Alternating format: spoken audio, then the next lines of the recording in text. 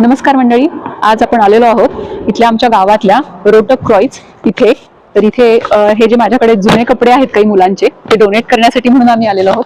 तर हे जे असे बॉक्सेस असतात रोट क्रॉईजचे म्हणजेच रेड क्रॉस, तर हे प्रत्येक गावोगावी असतात. तर इथे तुम्ही तुमच्या ओल्ड गोष्टी ज्या असतात वापरलेल्या, फॉर एक्झाम्पल कपडे किंवा शूज वगैरे, फक्त ते चांगल्या कंडिशन्स मधले हवेत ते तुम्ही इथे डोनेट करू शकता. चला तर मग आपण आता हे डोनेट करूयात.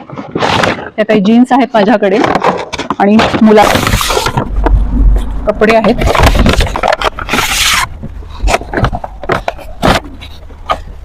हे अशा प्रकारे आतमध्ये